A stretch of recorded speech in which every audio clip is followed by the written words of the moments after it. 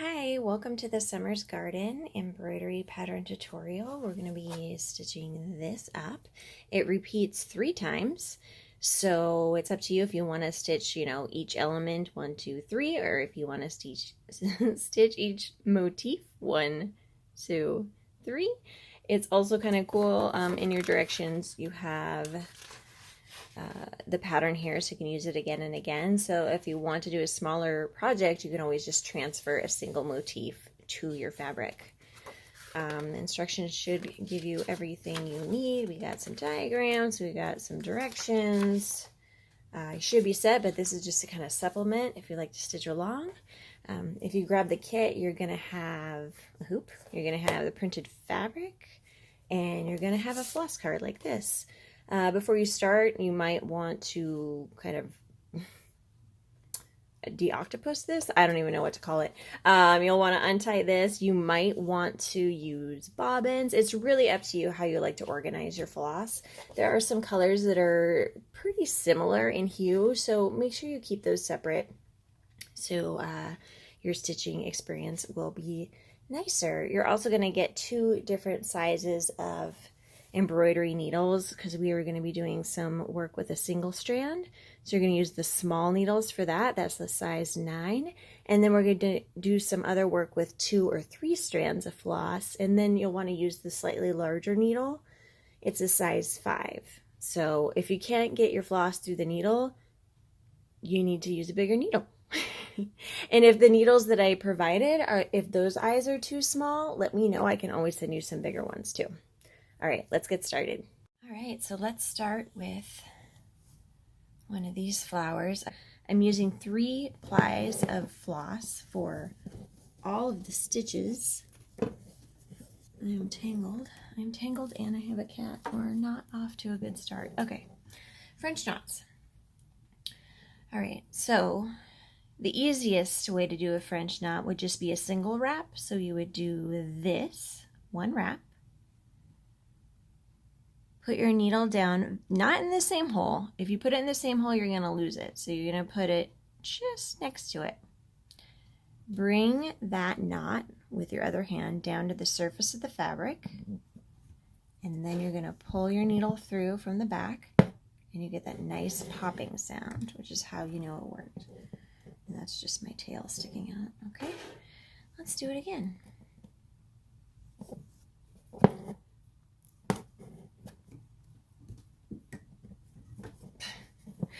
I keep getting stuck on my clamp. I think I'm going to have to adjust it a bit. There we go. So I'm wrapping a couple times this time, but it's the same idea. Bring the knot to the surface, pop, and pull through. Okay, French knots. Next, we're going to start filling in all of the petals using detached chain stitch. So let's see, we'll do the petal on the bottom first. I liked to do like the center of the petal first. There we go. So detached chain stitch. So I'm starting at the base of the shape, going back in the same spot.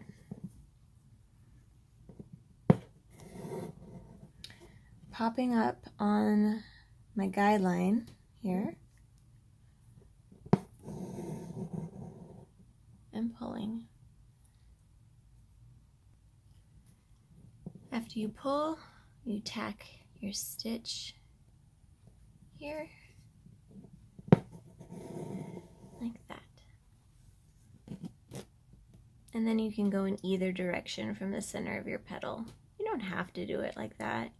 You can start at one end of the petal and go to the other. My floss must just be way too long. I keep getting cut up on everything back there.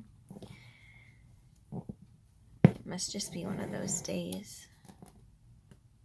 Okay, popping up on the line. If you pop up on the line, then you'll be covering your guideline. If you pop up like shorter, you may see some of that guideline. For example, you can see some of the guideline here. I didn't get covered up, which, I mean, if you look at it like that, you can't see it. try to cover it.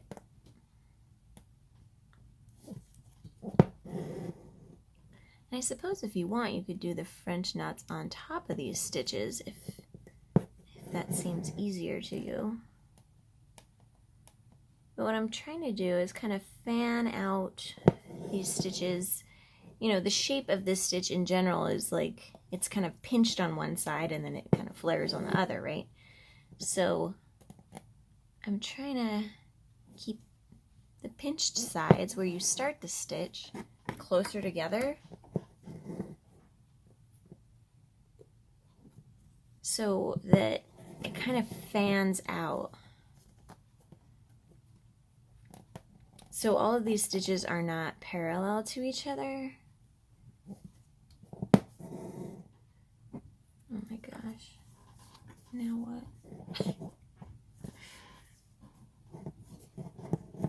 Okay, I don't know what it was, but I just kind of pulled from the other side and it's all better.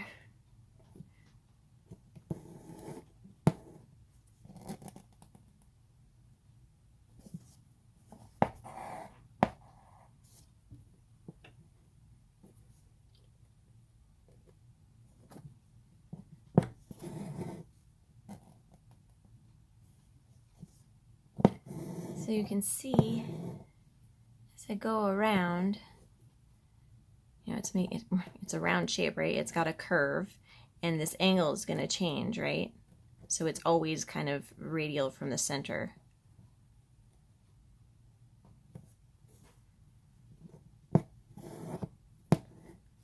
And really, you can just keep going around because it, you know, this center collection of petals, it just kind of merges. It ends up just, all three of them kind of merge together. That's fine. So just keep going around.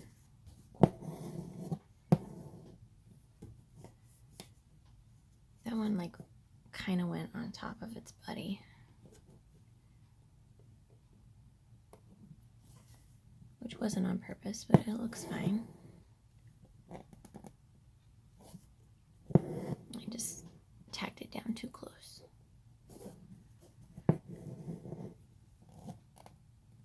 So this takes a while, as you can see. I actually did a flower where I had the colors reversed, so the lighter colors were in the center. And I stitched the entire thing before I decided I didn't like it, that I did prefer it with the darker color in the center. And so I had to cut out the entire flower and restitch it. It was very sad. I definitely needed my tweezers on that one to get all of the stitches out.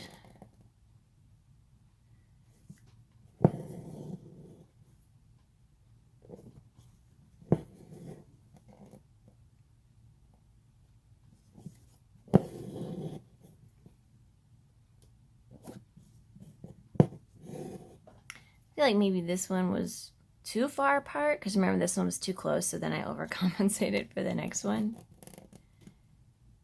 But I think it's fine. You're just trying to fill the shape. You know, we're using this detached chain stitch as a fill stitch, which is, I don't think I've done that before.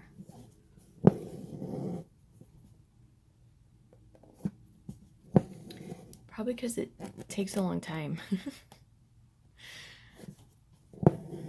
But I thought it looked kind of cool for these flowers. If you're not a fan, if you think this looks silly, if you don't like that there's so much texture, you could always, you know, keep the same color scheme, but fill in the shapes with satin stitch.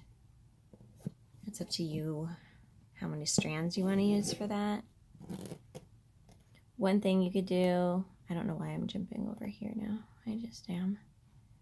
I'm not jumping anywhere yet. There you go.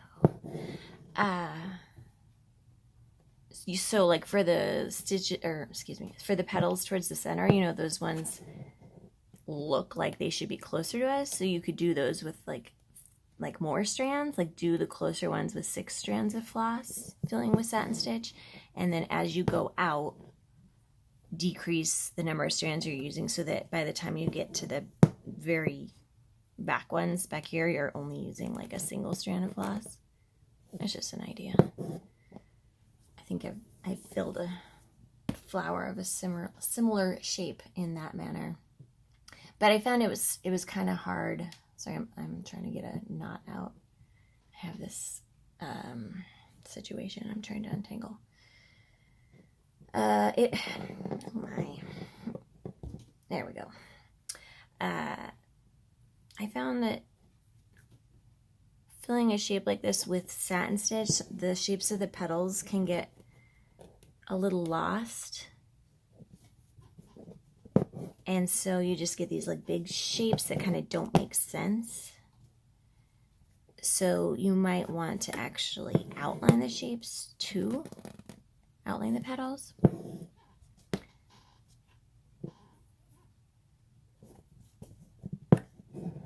Okay, we have completed this. I had not planned to stitch the whole thing on camera, but I just started talking. Okay, so, oh, what on earth? Okay, I'm just pulling from the back to see if I can figure out what I just did. What? That doesn't even make sense.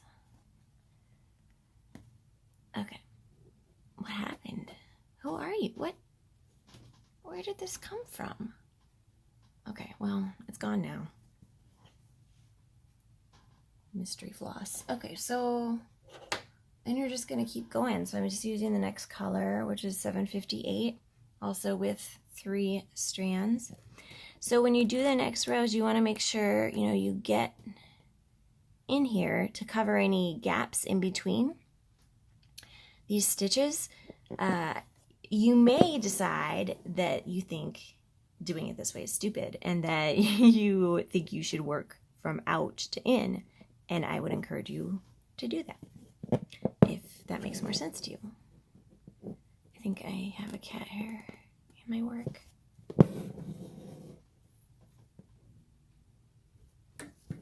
And part of my stand.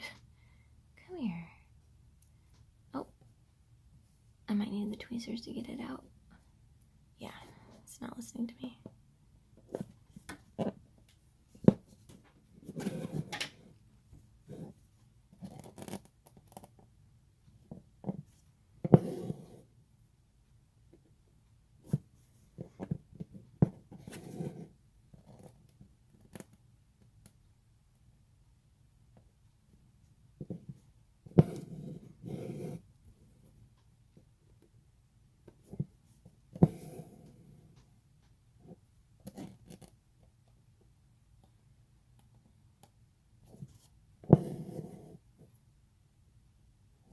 So with these petals, where they're very round and they overlap a number of other stitches, what I try to do is really work on having, sorry, the cats were making a really weird noise. I work on making the bases of them really close to each other so that by the time we get to the edges, we can actually angle these stitches like way out like this, because so these edges are defined by this kind of tacking stitch here. So I want to make sure that they go all the way around here, right? Instead of just like a straight stitch here where you just see the side of the stitch, I want to make sure there's like a tacking stitch here to help differentiate this petal from the petal behind it.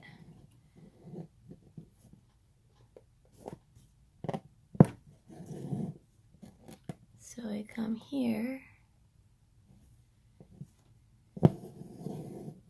like that. And on the other side, it's going to be, I'm going to have tacking stitches all the way along here. So the last one's going to be here. So it's going to be, way different than the angle of these. And that, you know, if you look at sample here, did I do a good job? Here you can see where I didn't do that as much. Like here's a petal shape, but you can see like here, maybe if I had done it a little better, I could have gotten a tacking stitch here to have more definition between this front petal and the petal behind it here. Let me see if I have another example where maybe I did it better.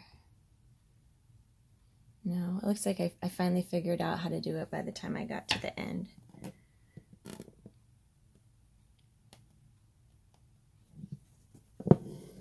But just do the best you can, you know, if that's like way too much and you're just, you know, all you can really do is just get these petals filled, then just get the petals filled.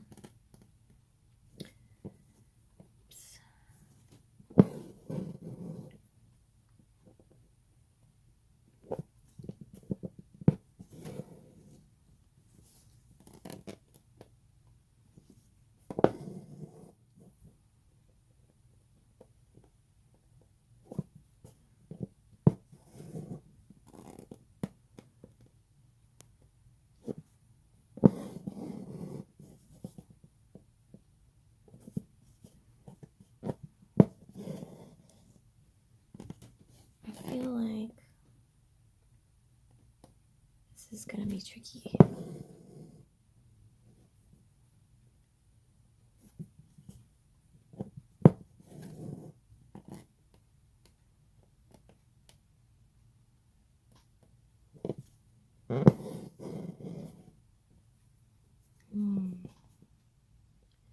So one thing I catch myself doing is, because I know I want those, I keep calling them beads in my head because they kind of look like beads.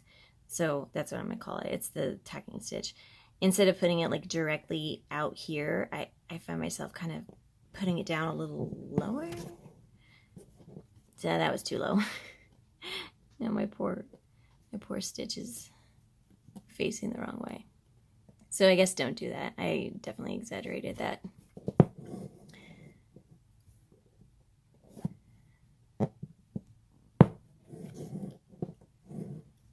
Alrighty.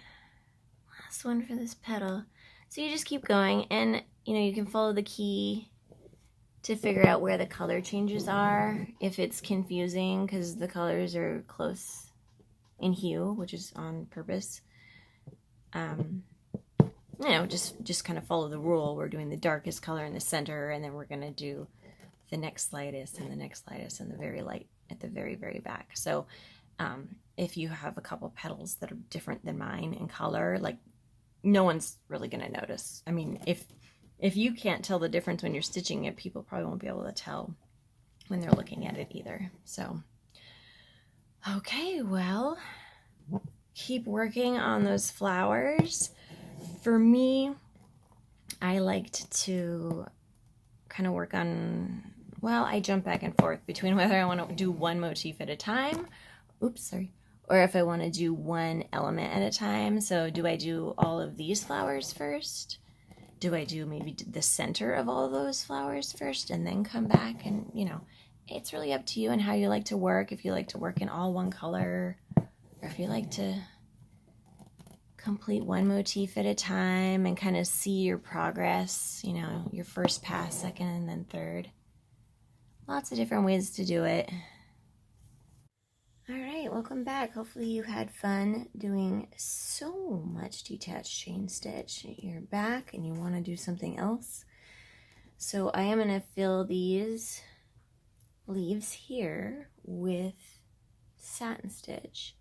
And if you look at the photo, you'll see that the ones that I'm drawing on right now are two different colors.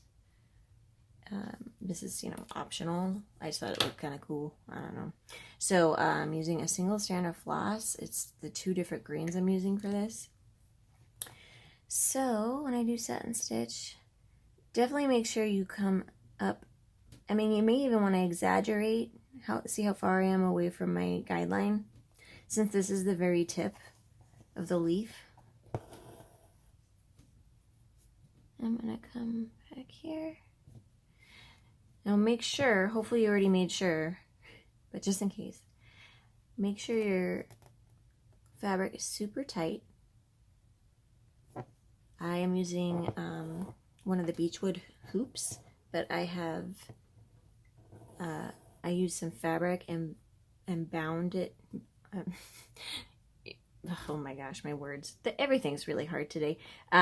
It's called binding your embroidery hoop. So I just wrapped the fabric around the inner hoop. So now I have a better grip of my fabric here.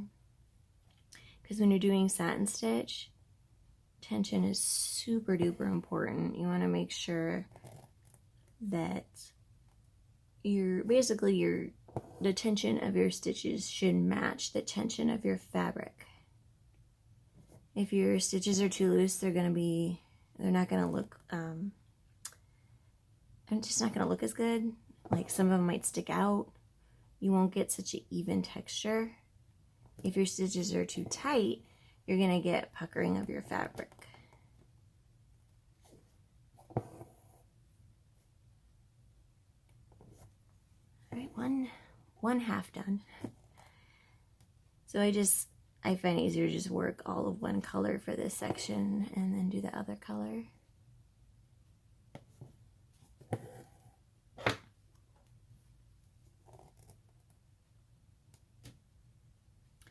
You can see, in theory, if you want perfect satin stitch, every stitch is gonna be a thread length away from the previous stitch, so that these threads are just totally laying parallel, perfectly next to each other, no overlap, no gaps.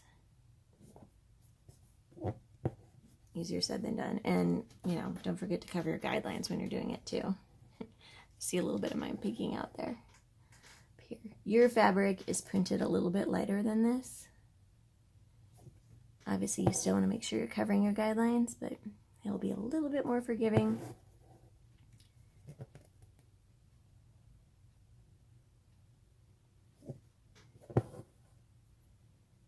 So we're doing this style of leaves over here, and we're also going to use it for the little daisy we're next to right here, this guy.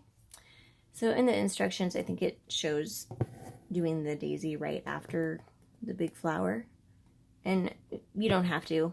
I'm not, simply because I'm kind of waiting till I'm done to see what colors I have left.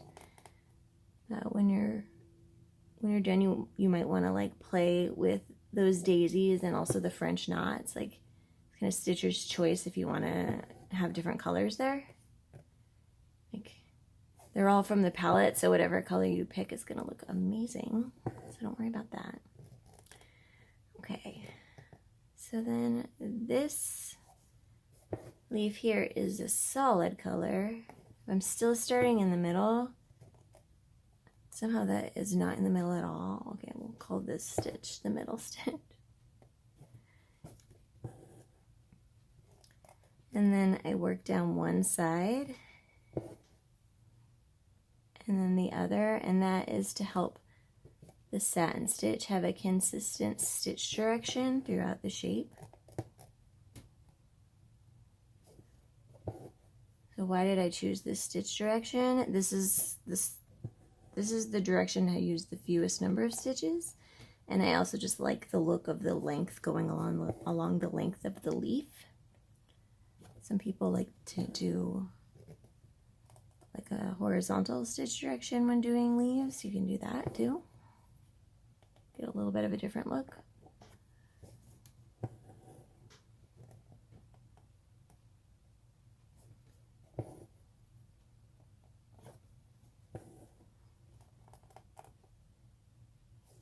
I feel like I need another stitch on the other side.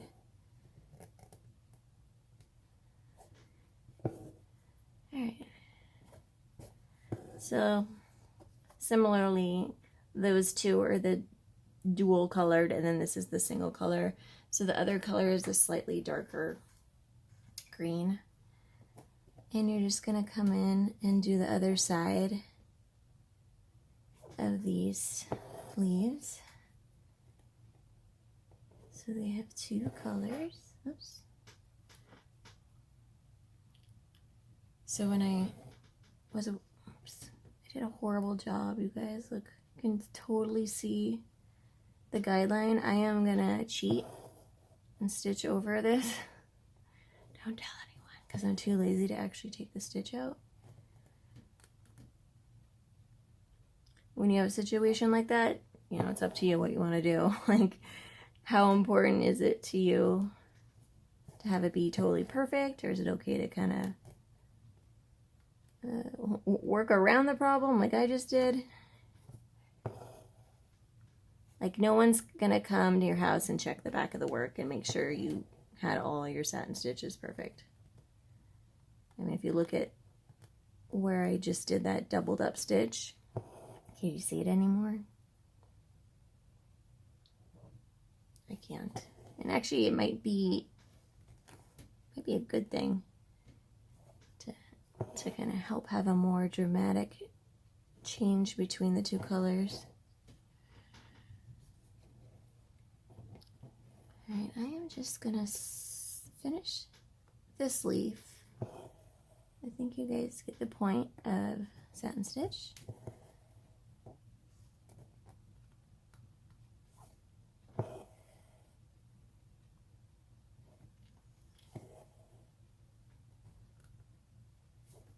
Alright, so that was also with a single strand. Now we're gonna come back and use a doubled up piece. I'm actually just going to use the floss I'm using right now. I'm doing a little trick. I'm pulling down the like excess floss. So now when I come back up, I'll be stitching with the overlapped version of it. Alright, so I'm doing a back stitch for the stem here. So let's see. So you can see here, I came up between the two leaves, and actually I do like how that looks. How it comes through. Because right now it looks kind of nice. I mean, you can see the differentiation there, but I'm still gonna come in here and do a back stitch. If you wanna do a different kind of linear stitch for these, it's fine too. Whoa, that was not good. Let's see, okay, I'm holding on to a bunch of stuff I shouldn't be. There we go. Let's see, probably should have done this in 4 stitches, but I'm just doing 3.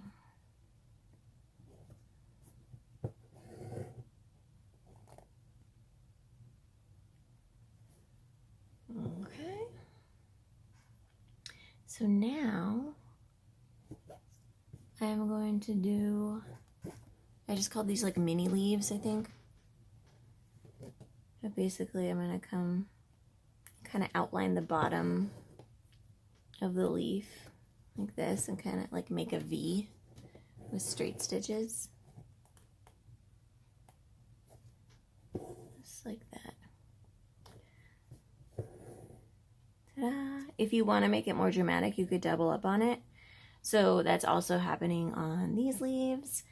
This one is a little special because I did back stitch, and because it's so long, I decided to add some extra mini leaves. So I came in like this. We'll pretend I've already done a satin stitch of the leaf. And I do think you should do that first, because these mini leaves kind of overlap the satin stitch leaf. 1 and 2, and then it's up to you if you want to add any mini leaves on the way down. I added one here. Oops. And the way I did it is I just went into the same hole as the back stitch. And then one here. These are optional. You can add even more if you want. Do one down here. Like that. I feel like there's not enough room to do it here and make it look clear. But, yeah, so that's it.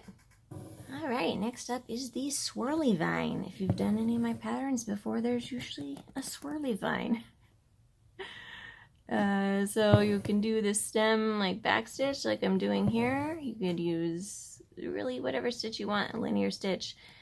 I would do the vine first and then come back and do the leaves. I did fishbone stitch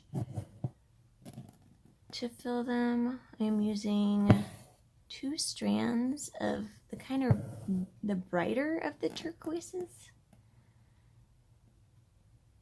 There's one that's lighter that we're going to use for the last set of leaves. The tiny leaves, I think I call them. Like run out of descriptors for these projects, because like essentially all of these, I mean, some of the flowers are based on real flowers, but I mean they're all pretty much made up, so they don't have like recognizable names, I guess, except for the daisies. So you can see I'm doing a very I don't know, would you call this a deep fishbone? It's almost even just a satin stitch, which is with a very angled stitch direction. I'll do a couple more because I was totally talking and not instructing. I'll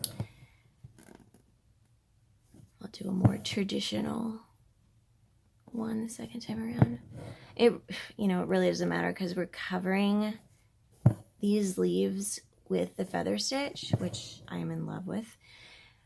And so you're really not going to be able to tell if you used satin stitch or like a regular looking fishbone or more of a merge like I just did.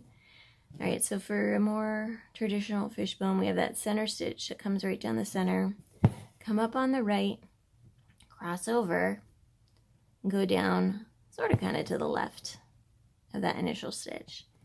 We do it again, but on the left side. Come up on the left, cross over, down on the right. And repeat. So going back and forth. Right and cross over.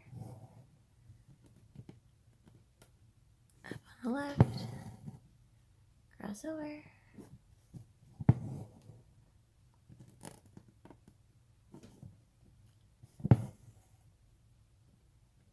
These are fun. There's a lot of variations you can do with these. You can, again, in this case, you need to make sure that your stitches are touching to cover your guidelines. But you can do it so that the stitches are more open. So you get kind of a cool effect when you do that. You can mess with the angles of the stitches. Like these were a lot more angled versus these were a lot more parallel to each other. So down the center, I'm kind of getting almost a braided look, a zigzaggy look. Here, there, it's also there. It's just, it's all happening down here. Here, I started it way up here, the crossing over, right? But this one, I made my first stitch really, really long and didn't have quite an angle. But you'll see, once we get the feather stitch on top, you're probably not going to be able to see the difference. So if you're over fishbone stitch, and it's just not working for you, use a different stitch here. You can fill with satin, or fill with split stitch, fill with whatever you want. Okay. Excellent. So now I'm going to come in with a single strand of a light color. You can use your ecru, you can use a second lightest color, it doesn't really matter. I always get confused when starting a stitch. We're going to start at the top. And I'm going to hold my floss because I'm going to make a loop. And I'm going to come down on the right.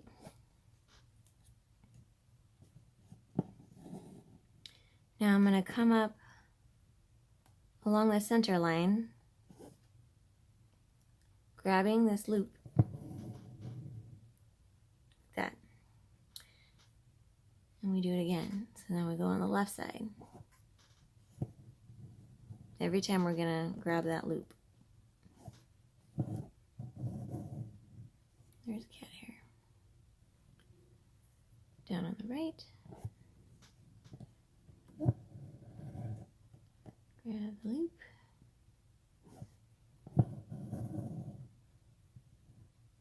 And here, I mean, there's not, I mean, you could add more, but to end it, what I just did is I just went down, kind of tacked the last one down, down the center of the leaf, like that.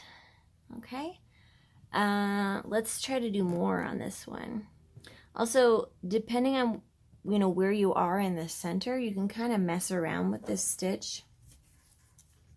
So let's see if I have any good examples.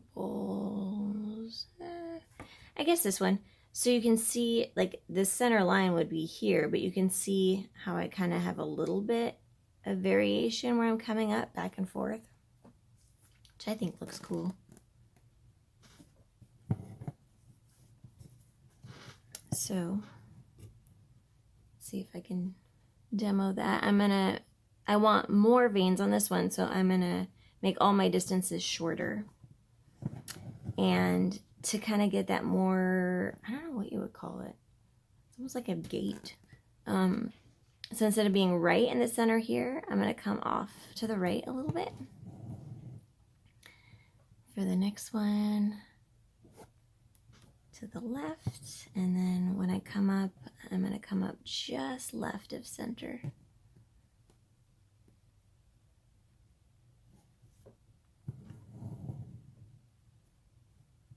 And this side,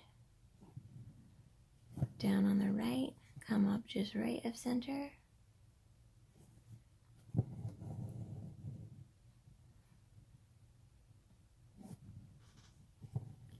Down on the left, come up just left of center.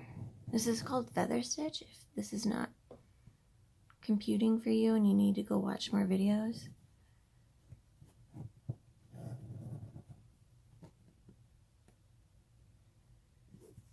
I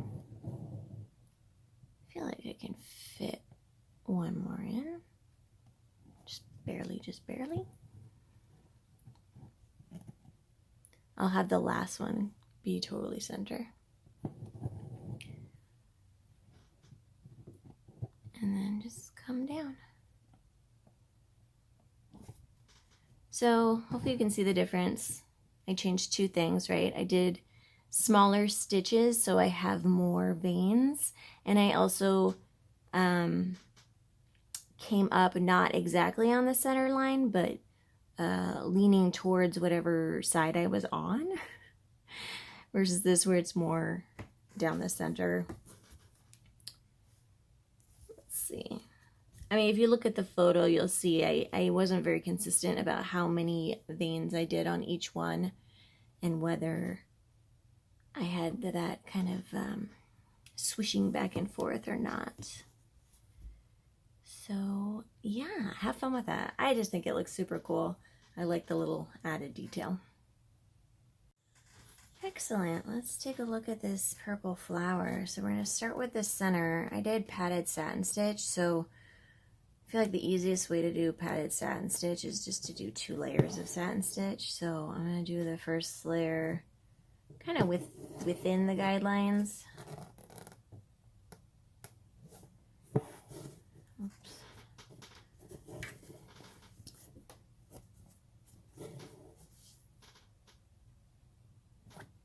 And it doesn't have to be pretty because it's just gonna get covered.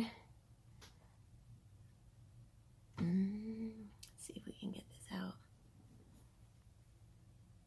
Yes. Never know with those. Sometimes they come out, sometimes you gotta start over.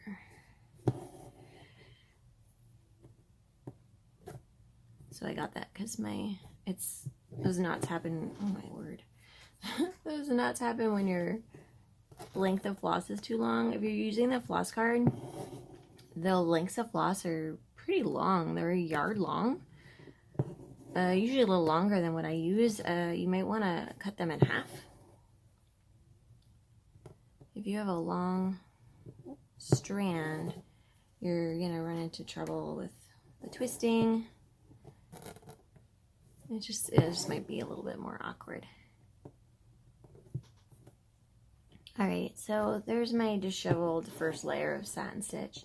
Now I'm going to come on over the top and do the actual satin stitch. I'm just doing it kind of, you can see the center of the flower is more of an oval than a circle. So I did the stitch direction kind of along the length.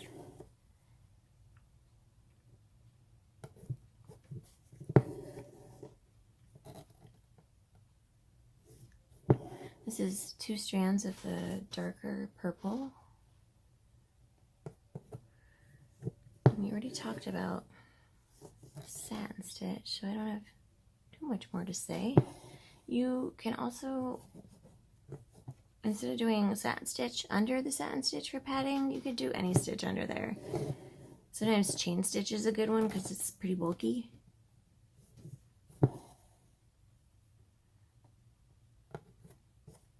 Alright, so next we are going to do whipped back stitch. I'm trying to decide which petal we should do. Don't really want to stitch all of the petals. So whipped back stitch, just outline your shape with back stitch. My stitches are pretty big right now, probably too big. The smaller you make your stitches, the better it's probably going to look. You're going to be able to handle the curves easier. Whoa, easier. I'm trying to cut back on coffee like again. It's like I'm finally at the right amount of coffee, and then I slowly start drinking more and more, and then I'm like, nope, too much. Don't feel good.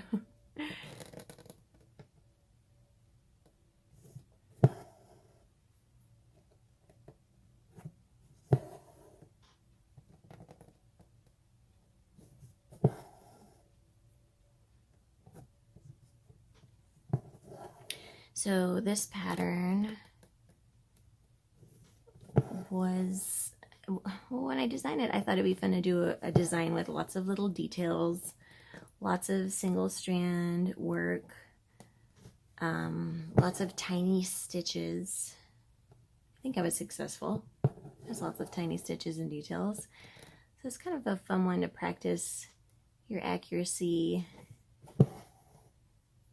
especially because it repeats, you know, you can, oops, if you want to.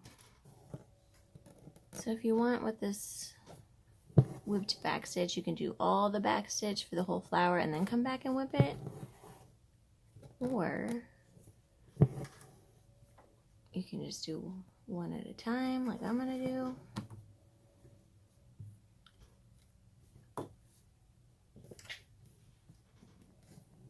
Cook, are you okay, honey? Ugh. She kind of yacked a little bit. Oh. You can see where I cut my floss from the back. That was the one that I just cut. It is not anchored. I'm just holding on to it from the back. You in real life you'd want to fix that, but for demo purposes we're going to pretend like that didn't happen. Oh yeah, so now I'm whipping the stitches. I forgot to talk. So I'm not piercing, I'm just weaving. I'm doing the same direction each time, although that can get confusing because see, as my line curves, it can be confusing. And you're definitely weaving every single stitch. And what that does is it evens out the back stitch and gives it kind of a twisty look, which is pretty cool.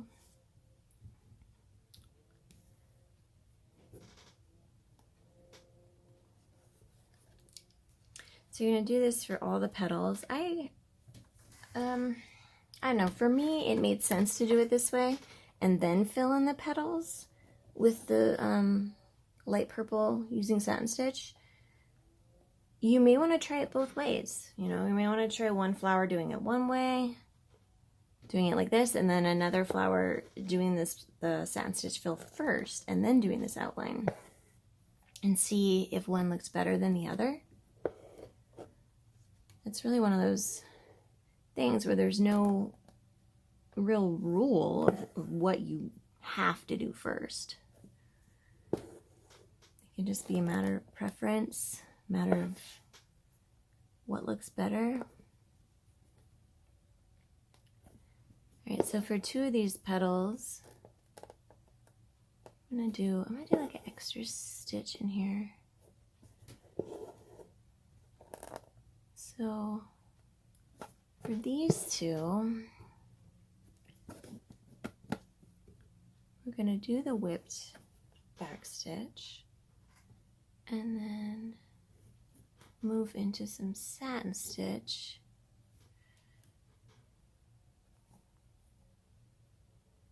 What? Oh, I definitely didn't pull a stitch all the way. So you can see how this is all loose. I think that is bad. That is not, something weird happened in the back. I don't know if I have a knot back there that kept me from pulling that tight or what, but it should not look like that. I'm just gonna pull it from the back. All right. So, trying to decide where to start on this. So what you might want to do for something like this, you can come in and draw the guidelines, or you can kind of make guidelines like that with your floss, like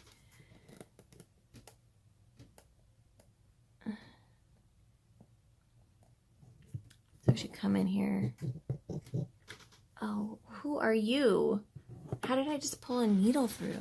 What are you? Where'd you come from? I didn't even know that was still hanging back there from the last demonstration. How awkward is that? How often does that happen? That was weird. And I'm super tangly with... Let's see. I actually need to get back in here. How do these weird things happen while I'm doing a video? All right. I'm about to lose my floss too. Okay.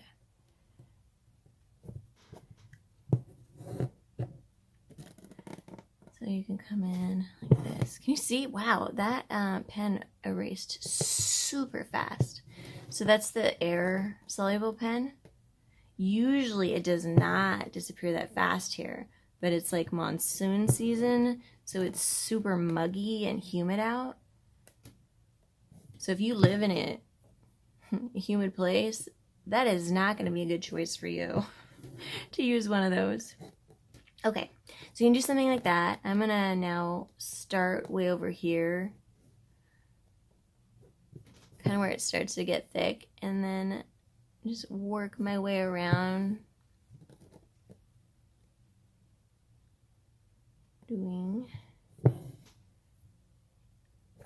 more satin stitch, but this time at a very annoying angle so that I'd have to do a zillion really teeny tiny stitches.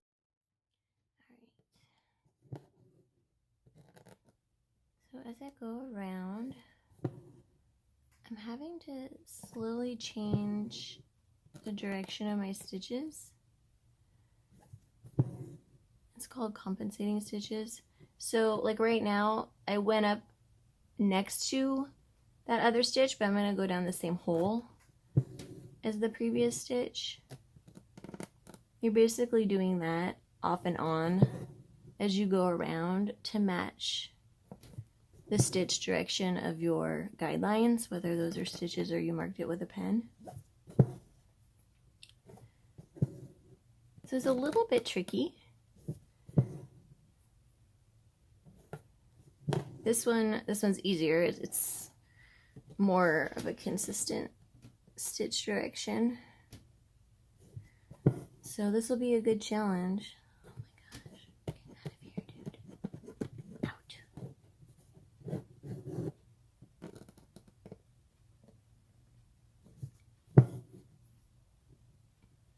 I obviously have some stuff to cut from behind here. But yeah, you're just gonna keep going with that. I swear I'm a professional. This one's turned into a big old mess. I feel like I have like a dip over here, so I'm actually gonna come in and add a stitch right here. I think part of that was because my guideline stitch was too short compared to what I ended up filling with. That's why I would rather use a pen than a stitch, because it kind of forces the number of stitches I use. Like here I can probably do 2 stitches in here, but if that guideline stitch wasn't there, maybe it would be different. Maybe I wouldn't have them so tight or so loose. I don't know if that made sense. It can be a little too rigid, having to stick to that exact placement of a stitch. The direction's correct, but the placement might not match up with previous stitches. So keep going. Doesn't have to be perfect. This is hard, okay? This is not easy to do.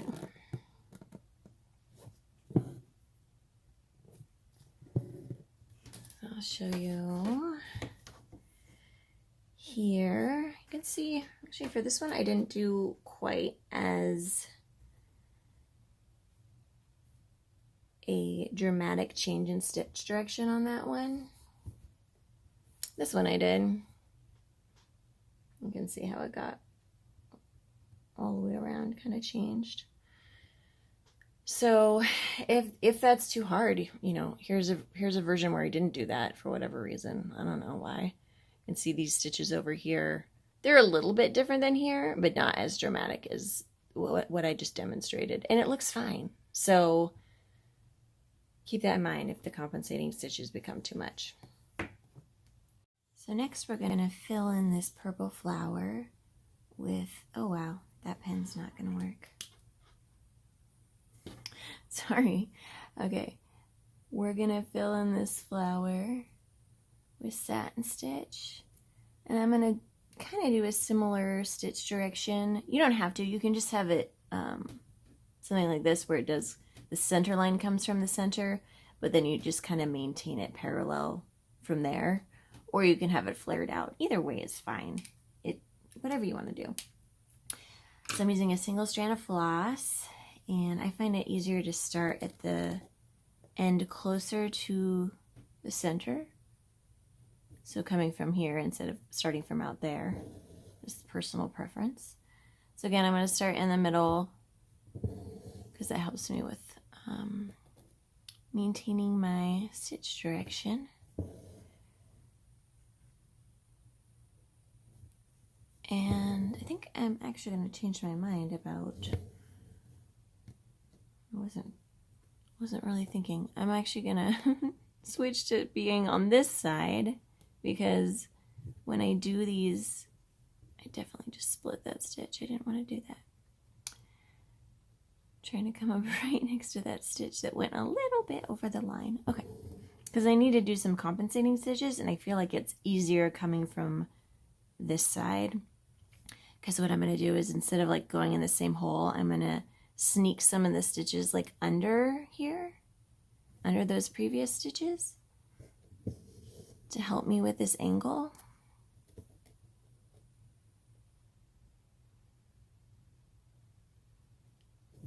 So maybe I'll do one like that, one a little bit longer.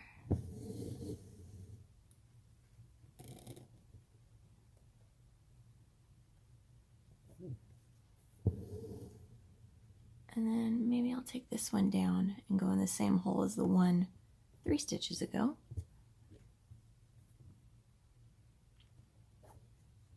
So you can see how slowly, as I continue to do stuff like that, I'm going to be changing my stitch direction. It's not very noticeable yet at all. I'm going to keep going. Oh, and actually, I can definitely fit a stitch here in between 2 stitches. So if you really want, you know, perfect satin stitch, you're going to be coming up the thickness of your floss away from your previous stitch, so that they're just absolutely perfectly laying next to each other. Nobody's cramped. There's no little gaps. I'll let you know if I ever achieve that. And when you have something like this where you're doing the compensation, you know, it's obviously never going to happen, right? Because you're having to do some overlap and underlap to get this change in stitch direction going.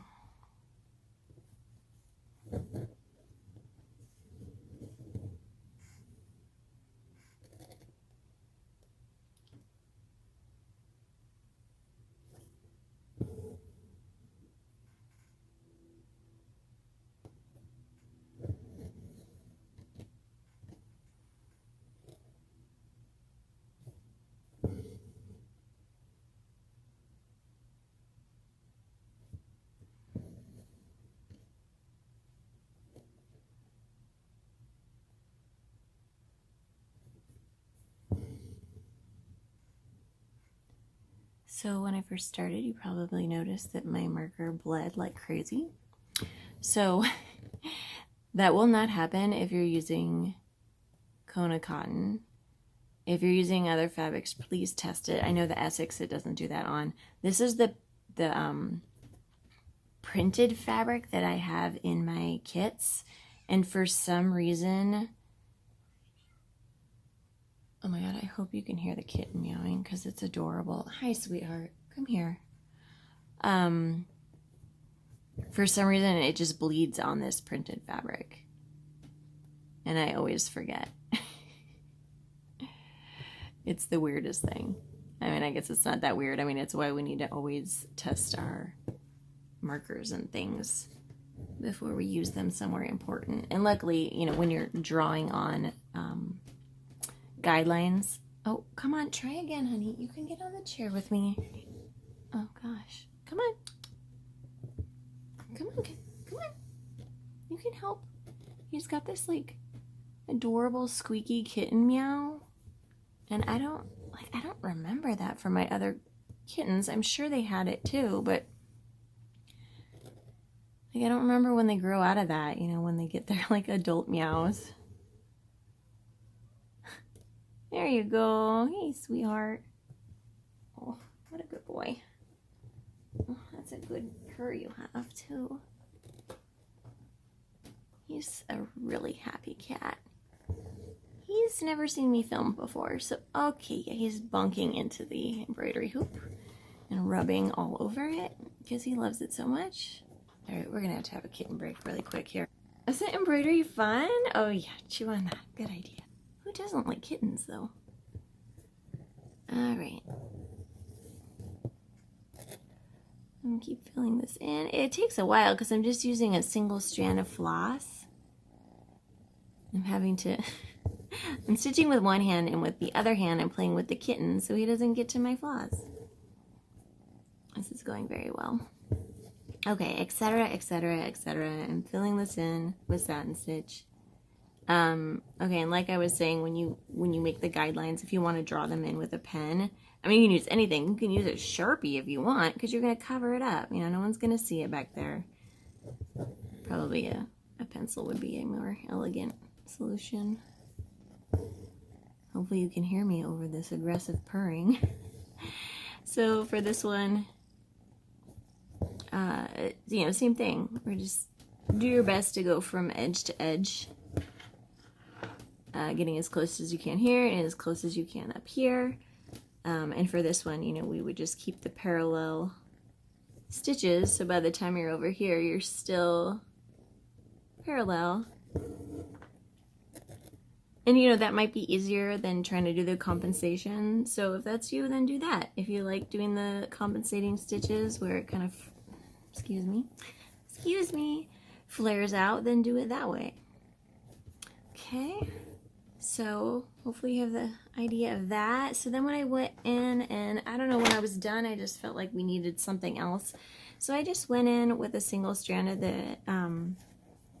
the lightest color here that we used before for our feather stitch, and I just added a couple of stitches kind of to make, I don't know if you want to call it a highlight, or I don't know, just to make it a little bit more interesting, because with this piece I really wanted a lot of fun details, lots of delicate stitching. So however many you want, it's just to kind of make it a little bit brighter towards the center. So in this case, you can definitely see I'm kind of, you know, flaring out that stitch direction. You could do the same thing over these parallel stitches if you're doing it parallel, or, you know, just do them parallel. Oops. Wow, look at that. I split a single strand of floss, in case you've ever doubted if it's possible. Of course I do it when I don't want to do it. So in this case, we would just go, we're pretending I've already done I filled in all the purple here. So you could just keep them parallel. Like that. Or do like I did before and have a little angle there. All right, let's move on. Next we're doing these long skinny leaves. So I filled these with blanket stitch.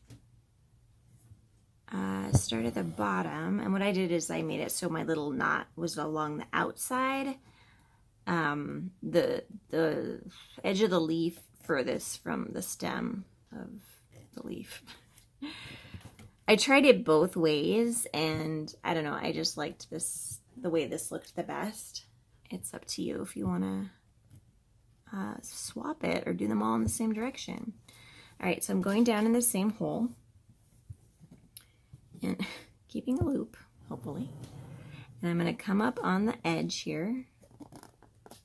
And I don't know, I started a tiny bit up. You can start way down, or you can start up higher. It's just wherever you want your little knots to start. Let's see, of course my sample hoop is on another table far away. That's just where I decided to start. And then as we come up, I tried to use this originally hole a couple times to start getting our angle here a little bit more interesting, I guess. So I'm trying to grow the stitch up this way, but keeping the base of it lower so that it ends up being like a really diagonal stitch. I hope that made some kind of sense. Eventually, you know, you're going to run out of space down here, and you're also going to want to finish the leaf, so you're going to start moving up. So, you know, if you can get a couple of stitches in that base, go for it. This stitch always confuses me. I always have to double check it before I start it, although I've been doing tons of it lately, so that's why I remembered what to do. It's almost like a lopsided chain stitch. It kind of reminds me of that. So I'm going to go all the way up. You can see that kind of knotted edge goes all the way up to the top. And hopefully you'll get your guidelines covered. So you can see I have like a little bit of a shadow. I'm just going to hide that. I'm going to do like a sneaky thing. So one thing you can see is the way the blanket stitch ends is kind of rounded. So what I do is like kind of extend that final anchor a little higher above to make more of a pointed leaf shape. And then if you wanted to, you could sneak a little like straight stitch right there if you're worried about your guidelines showing. Like, I don't think there's enough showing that I'm going to worry about it. So let me show you this one because it's kind of a cropped leaf. There's really no difference. You just have a slightly different shape.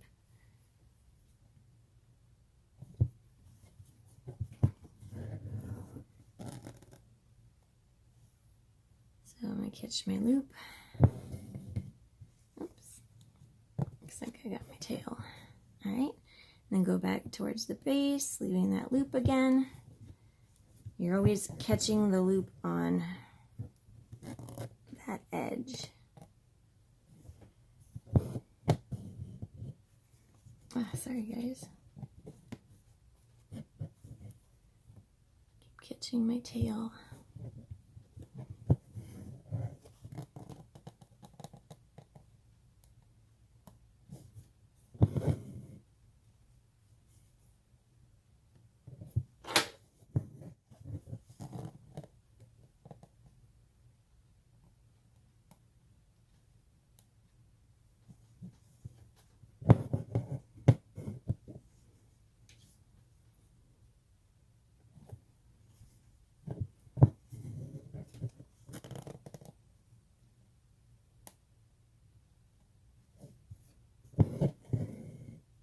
Something like that.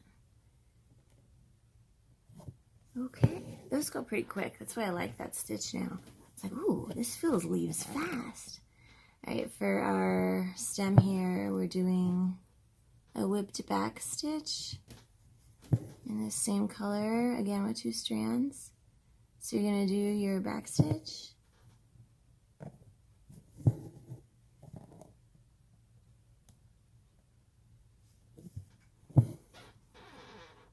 So all the skinny leaves are the buttonhole stitch, so there's only 3 more of those to do, so it's pretty easy. The autumn birds pattern is coming out soon, and that one has a bunch of buttonhole filled leaves. But I split the leaves into like 4 segments, so it's a little bit different than just simply filling, but it's fun. I like it. I think it turned out really cool. All right, I think you know what back stitch is, so then we'll pretend I made it all the way to the top, but once you get to the top, you're gonna come back and you're gonna do your whipping like this. We already did whip back stitch. I forgot, we did it on the purple flower. So here it is again on a straight line with blue. So different. I was thinking, I was like, this feels so familiar. Didn't I just do this? So now we're gonna do these leaves. So this, what I'm gonna show you is what we use for these leaves, and then these leaves, and then up here as well. So I feel like I did the outline first and then filled in with satin stitch. But honestly, you can do it either way. Maybe we'll do both, just for kicks. So I'll show you what it looks like when you outline first. So I outlined with a very small split stitch. So itty bitty teeny tiny stitches to kind of create a fun little texture. So it almost looks like little teeny tiny beading or weaving.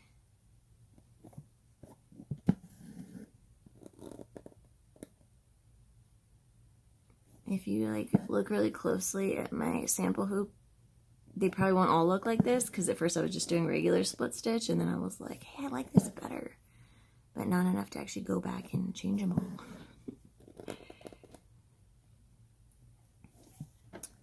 So at the corner here, it's kind of hard to split this because I have like a sharp edge of this sleeve, so we just kind of let those 2 stitches meet together to keep that edge, and just head back down.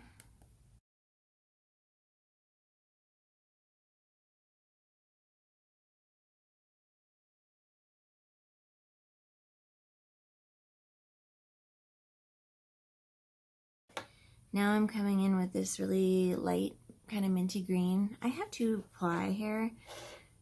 You may want to drop down to just single ply. It's a little bit crowded, to be honest. I'll leave it up to you. So I'm just filling in this space very carefully with satin stitch.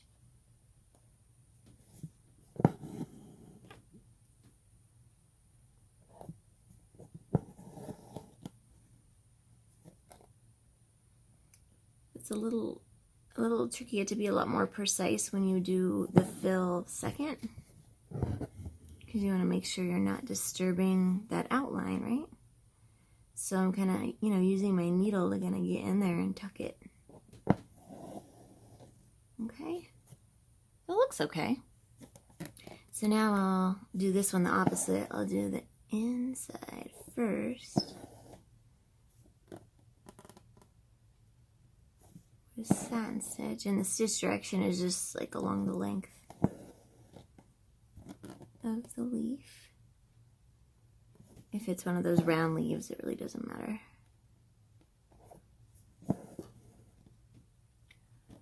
Okay.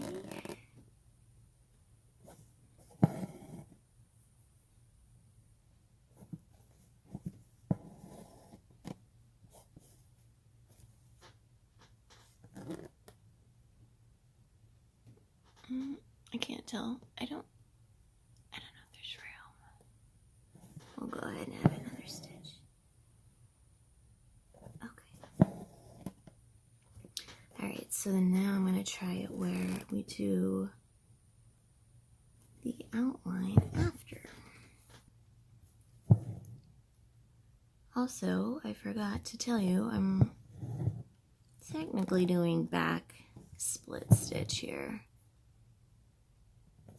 I think it would be very challenging to do a regular split stitch because these stitches are so teeny tiny, but we can try.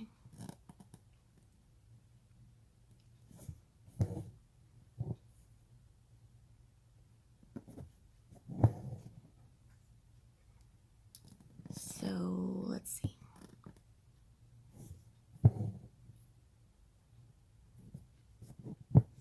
So if I do a real split stitch where I split from underneath, it's just gonna take me a really long time because it's just gonna take me a while to actually split because these stitches are so tiny. I just have a lot less grace with where I come up my needle.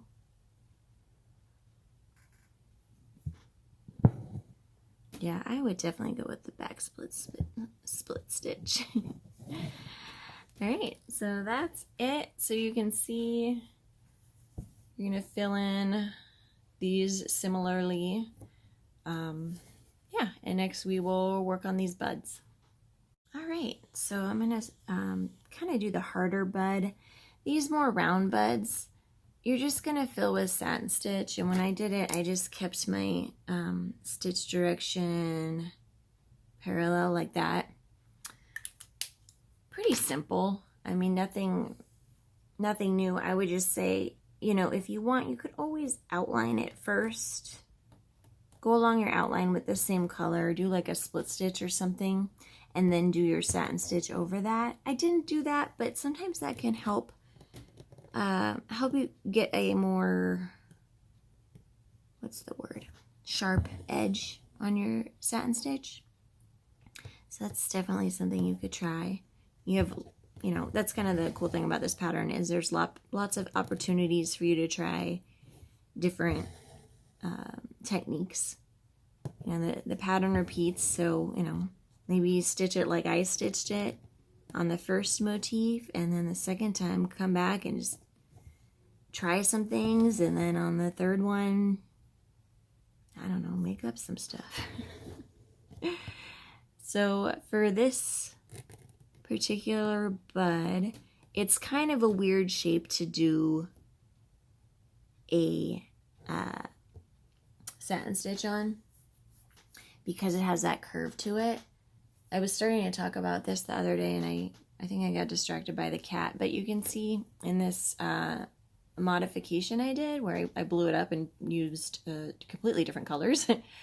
I actually did use satin stitch for this weird shape, but I was also using a full strand of floss. So it is possible. You just, to get the curve, there's like a gap right here.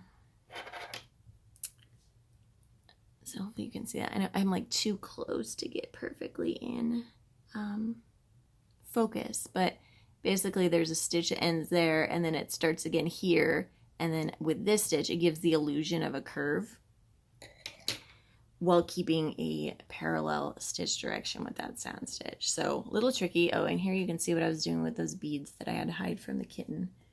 I don't use beads a lot, and I've had these beads I bought, oh gosh, who knows how long ago. They've been sitting in my craft supplies. I'm sure you guys can't relate to that at all, buying craft supplies and not using it. Never do that, right? Okay, so what on earth is Jessica doing right now? Okay, so I am just kind of randomly filling this in is what it looks like, and that's kind of true. I'm kind of filling this in with long and short stitch, which is just the same thing as saying I'm filling it in with split stitch. But here, remember, we were doing the split stitch around the outside. We were doing these teeny tiny split stitches. So now we're doing these longer split stitches, and I'm actually doing them in a weird order, which makes it more long and short stitch. If you want to see what it would look like, let's say this doesn't make any sense. So this would be more like what it would look like if you were, say, filling with rows of split stitch. We would maybe start over here and split and pull that back out because we don't want blue poking through. And do another split stitch.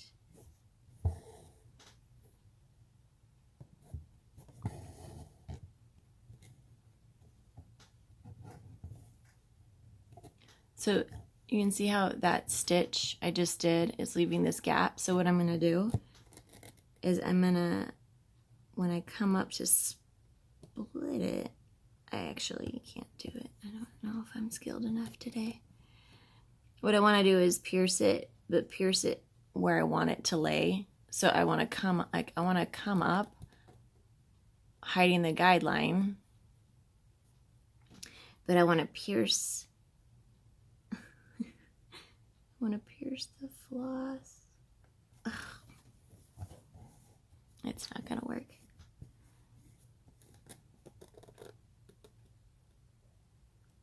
Come here. There we go. Okay. So see, I pierced a single strand. It happens sometimes. And what I did is now when I pull this through, you're hopefully not going to see that guideline anymore. Because when I came up, I kind of pulled that stitch over to the side. Would have been easier if I had done more of a back split stitch, which you can absolutely do with this. Okay. That it is not perfect, but we're not done. Okay, so you can see how that was split stitch, right? So you're gonna similarly fill in everything else, splitting these stitches that I had already laid down.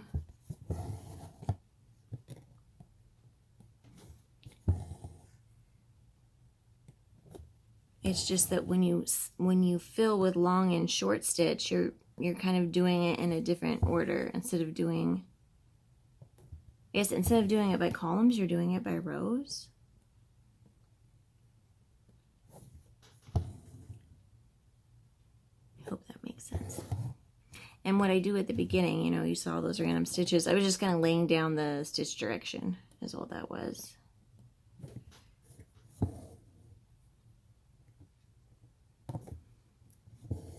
So like over here I'm going to do a back split because this curve is a little bit curvier and I want to make sure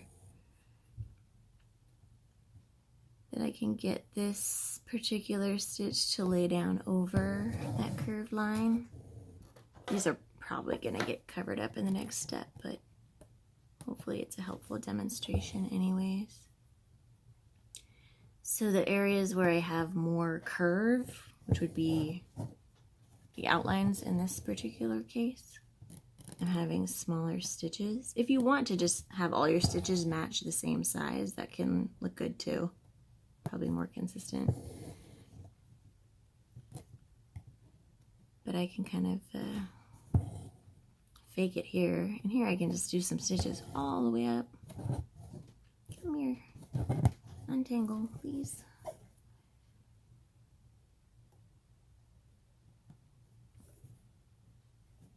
Oh my word.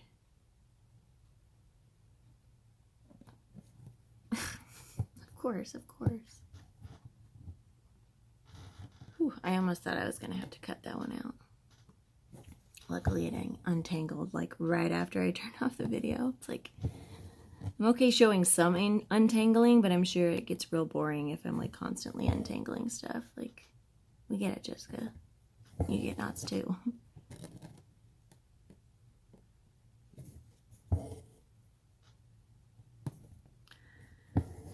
Okay, I'm continuing to fill this space.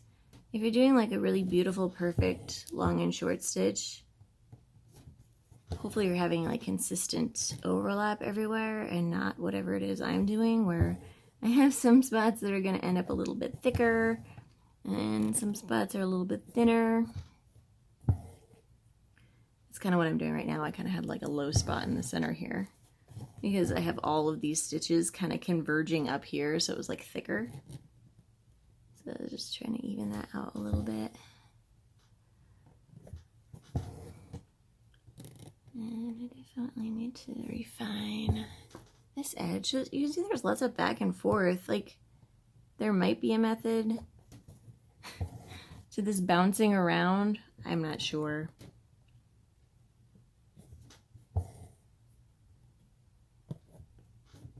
I think you just have to go in with the confidence, like, okay, I'm feeling this shape. It's a weird shape. Just start feeling it, you know? Because at the beginning it looked like, what on earth is happening? What are we doing? Why are we doing this? This doesn't make sense. I feel like I need a stitch here to kind of help this edge. Feels like the very tip was getting lost. Okay. So that's how you feel it. If you want to stop there, you absolutely can.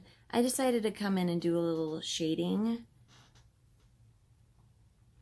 So I did this at the very end when I knew I was all done with the darker purple, and I just grabbed some purple scraps that I had extra, a single ply, and I kind of came in and did some shading. So you can do this as an outline to do the really simple version, like with some back split stitch.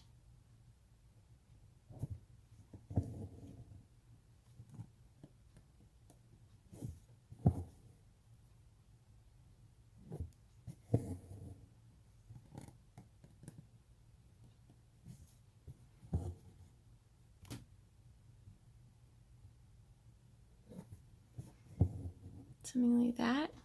If you want to add more, you can come in and just add some straight stitches on top to add a little bit more of a shadow towards the base and the bottom side. Add one here. And this is, I mean, I call this thread painting. Is this long and short stitch? No.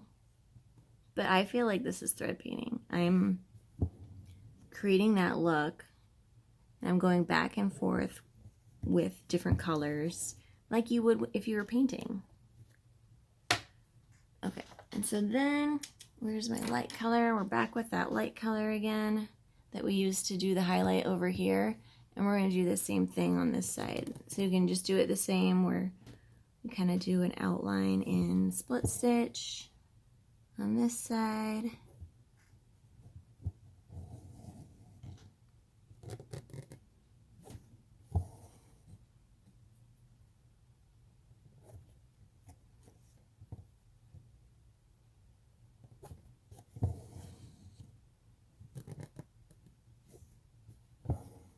Pretty cool looking, huh?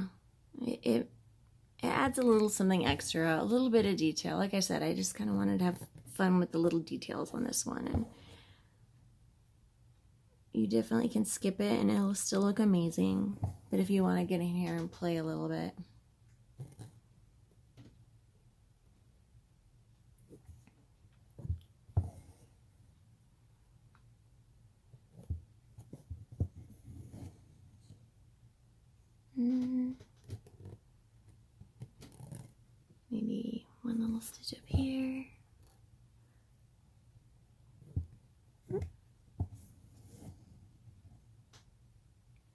Something like that.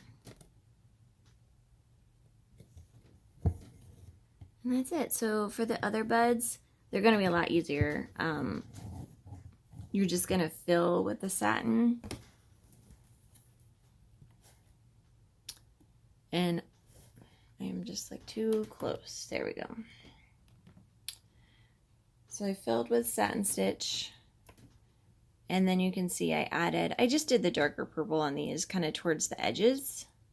For this one I did like behind, so you can see how this one's behind this one. So I added a little bit extra purple to help that be clear.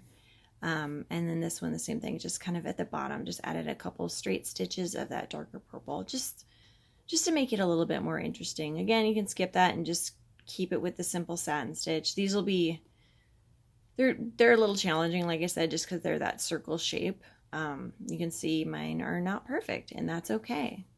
It's hard to do satin stitch in a circle, a round shape. It'll be good practice, I promise. All right, we're almost done. I hope you're having fun. So I saved these little flowers for the end. I just ended up sticking with 3 strands of floss, using a lighter color in the center and a darker color on the petals. And basically I just, I had leftover floss from when I was doing that first flower, so that's how this came about. It was like, well, I've already got 3 strands of floss on here. I'm already ready. I already have extra of this color. Let's just do this. So some of the flowers I did a light center with a dark, with the dark petals, and some of them I did the opposite. I think in my sample hoop, I actually did the opposite on this one, but it really, I don't think it matters. And you can use any color. Like if you're tired of using these colors, then stop. Use something else. So I guess it's a padded satin stitch, because here I go adding some more layers. I'm just trying to like make this center look more circular. There we go. And then I'm gonna grab the darker color and do the petals. I find it easier to go from the outside in when possible, and it is possible for these. And I'm starting in the center, like I usually do. When I come from the outside in, I can really like put the very tip of my needle right next to those other stitches, so I don't have a gap.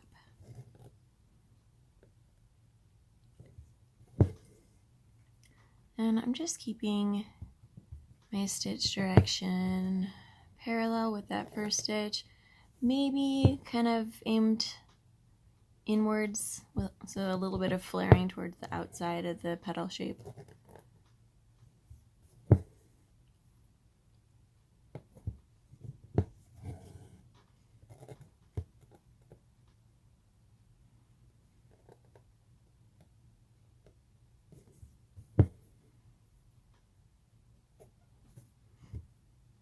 I came out because I didn't think I'd be able to get my needle through there. I was going through the same hole I'd used before, and it was feeling a little tight.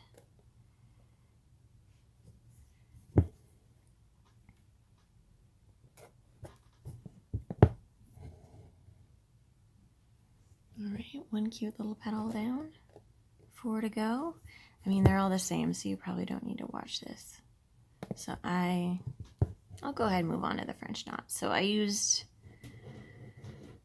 believe I used the dark purple. I think I only used 2 strands. And again, the reason why is because I already had 2 strands of purple from doing this flower. I mean, there was no real decision making there. It is kind of just the lazy decision. And I thought it looked cute making them with only 2 strands. They ended up kind of smaller. I'm just going to keep using what I have on here, the 3 strands in this color. Again, use whatever color you want, use how many strands you want, use how many wraps you want. So as far as covering these little circles here, I come up on one end of the circle and I go down on the other end. Now you could have come up on the top and gone to the bottom. I just happen to come up on the right and I'm going down on the left. It doesn't matter. So a little fuzz I'm going to pull out of there. I'm holding my floss to the side, any side, out of my way. I'm going to do a wrap on my needle. I'm going to stick my needle on the other side of that guide. Sort of kind of there. It's not in the same hole, it's to the left of the hole. And then I'm pulling my knot down, pulling my needle through like that. And then that covers your hole. So if you're using like a single strand of floss and doing one wrap, it's going to be too small to cover those. So I guess you can't use any combination. I'll do this one 2 wraps. 1, 2. Down on the other side. Make sure that knot gets pulled flush with the needle, or excuse me, with the fabric before pulling through the needle. Just like that. So that was 1 wrap, 2 wrap, and we'll go ahead and do 3 wraps just for kicks. 1, 2, 3. Hopefully it gets harder the more wraps you do because you're having to pull the eye of your needle where it's thicker through all those wraps. And it was like way easier than I thought it was going to be. It was kind of anticlimactic. All right, well, that's it. I hope you're having fun. Enjoy the pattern. Enjoy all the teeny little fun details and little surprises. And, you know, add your own if you want to add more French knots, or if you want to add, I don't know, anything. See if you can use up all your floss from the kit if you got the kit. Just add little things, you know. You could add like straight stitches in between your blanket stitch or buttonhole, whatever you want to call it here. You could whip this with a different color floss to make the stem look striped. Let's see what else you could add. I'm sure you could do lots of stuff over here. You could change these boring satin stitch leaves to a different kind of leaf fillings shape. This flower is already out of control with a lot going on, so you probably don't want to add too much there. But etc. You know, get in there, have fun, make it your own.